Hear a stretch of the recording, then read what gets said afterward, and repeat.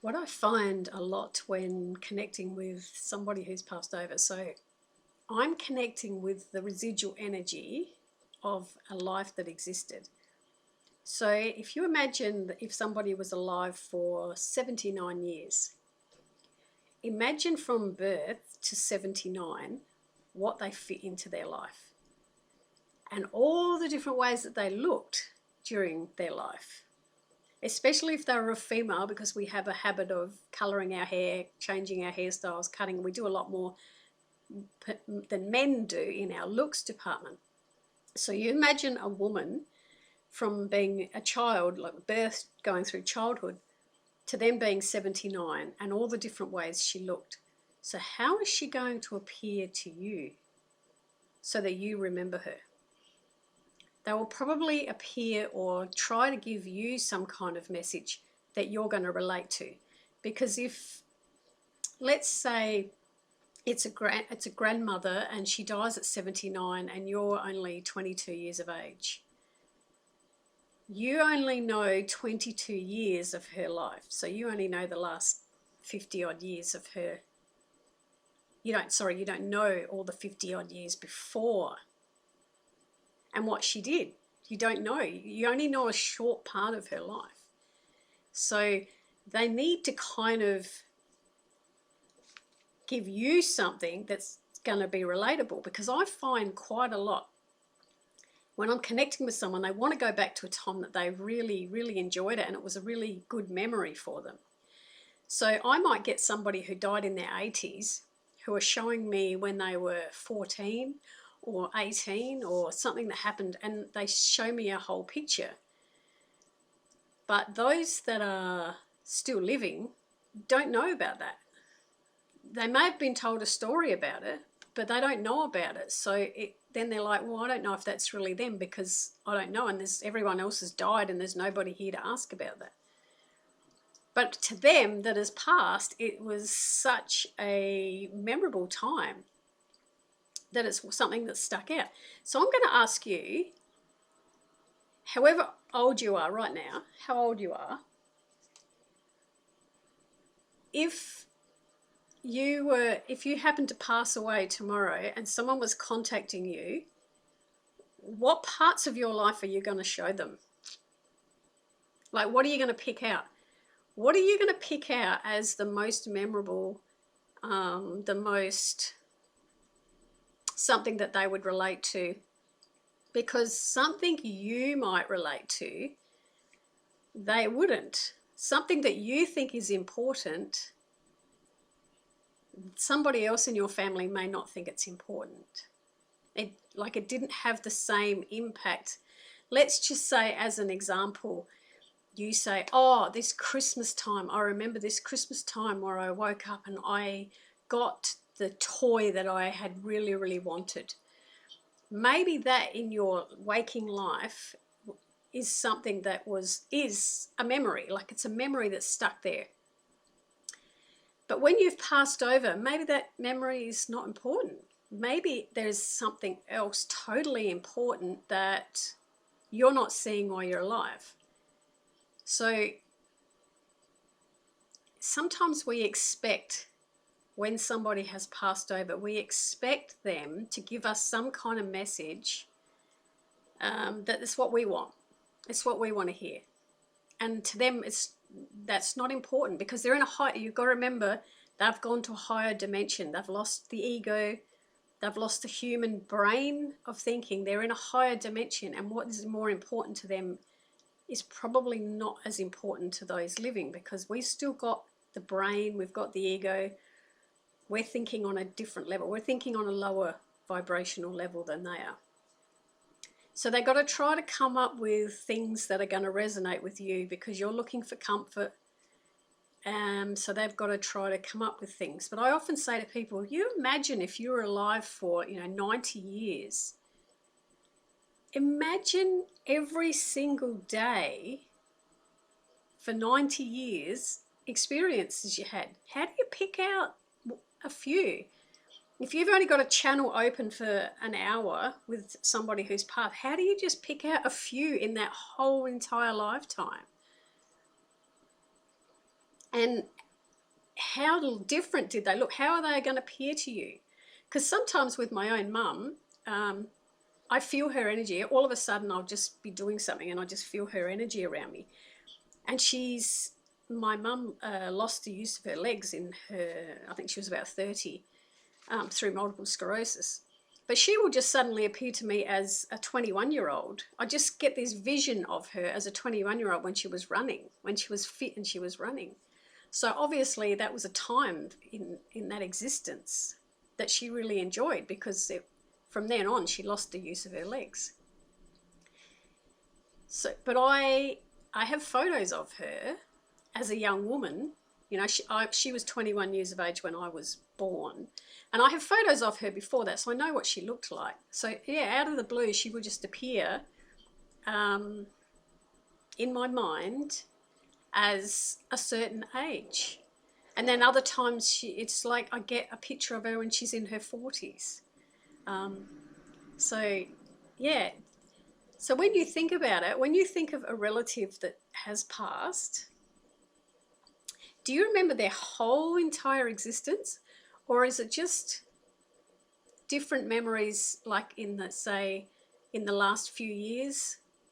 Is it more closer to their passing that you remember them more? Or is it you only remember what they were like on the day they passed? Is that something that's the only vision that you come up with of that person, is what they were like at the time that they passed, but you forgot what they were like when they were younger? Yeah, it's because it's such a long existence, isn't it? The amount of experiences that can happen in a lifetime. How do you, if you had to write a book about every experience you've ever had, it'd be huge. So I think they do a really good job if they can actually give you some kind of vision or memory that you're going to remember, because you were there as well. That's the goal, isn't it? That's the goal, that you want to hear something that resonates with you, just to prove that they are actually there is some kind of afterlife, or they are able to get you a message to you. Because if you get nothing, I was actually reading something the other day about people that were saying they never feel any kind of energy, or they never get any messages, or they never anything at all from their loved ones. And yeah, like I often think when I know what it was like to be in that space, and it was so loving, I didn't want to come back here. The last place I wanted to come, because I knew I could feel everyone that was living, I could still feel them. So I didn't miss them. I didn't miss them at all, because I could still feel their energy. So I found it really difficult to come back here. So I often think, why would they want to lower their energy to come back down to where we are? They've been here. They've experienced it. But for us that are living, that still have an ego and still have a human brain and the way we think, we're the ones that miss. We're the ones that miss them. Wish we could get a sign. That's purely for our comfort that's here. Because yeah, we need comfort. And there was that other video I made about dead people don't read social media. There was a few people that misconstrued what I was saying. If you think about people that have passed over, with that thought, you have a feeling in your body. With that feeling, it sends a frequency. They feel the frequency. It's like a telepathy. If you were writing on a piece of paper, if you were writing something down and you were saying, I love you so much, I miss you, they're not actually reading the words, but they are, when you write those words, you feel something. Like you feel you're missing them, right? And that sends a frequency out there, so they know what it is. So that exists. But I was just saying, why put it on social media? Why not just do privately? Like, why not just think of them? Why do you have to put a public announcement to everybody else? Maybe not everyone else is interested, but it's still, why, I was just saying, why do you put it on the public for everyone else? Because before the internet, what did people do to remember their loved ones? What did you do before the internet existed and you couldn't put a public post to say happy heavenly birthday? What did you do? Did you write a letter to everybody letting them know? Did you throw a party? Like, you didn't do anything, did you? It's just because that's now there, the internet's there, and you have a way of putting it out there. That's what people are doing. And I was asking the question why would you do that and not do it privately? But each to their own. You know, I was just saying that people do things for comfort, and it's the same as just wanting a message from someone who's gone, because life here gets really hard.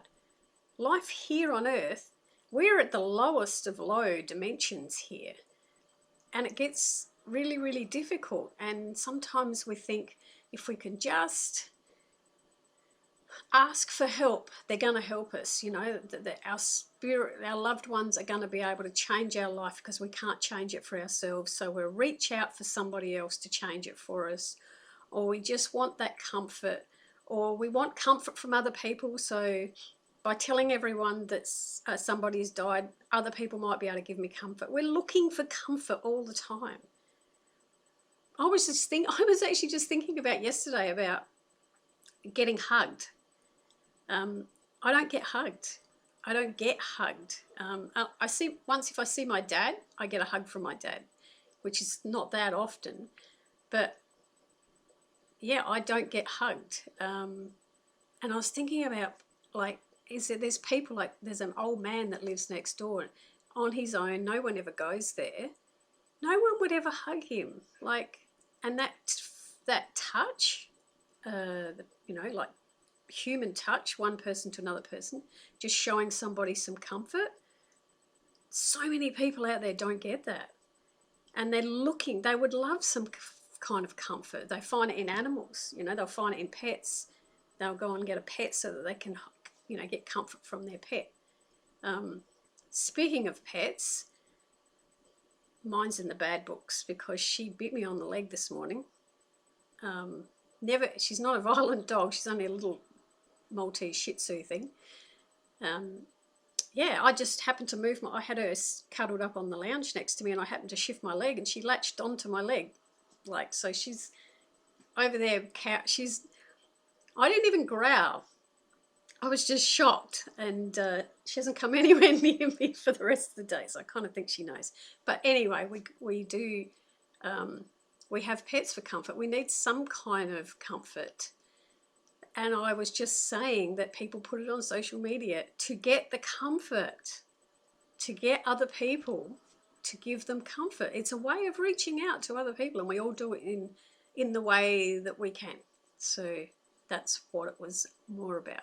So yeah, what do you expect when you are connecting to a loved one? What do you expect? Do you want to see them as you remember them on the last time they were here? Do you want to remember them 40 years ago? Do you like the fact that they remember the same things that you remember? Like, put a comment below.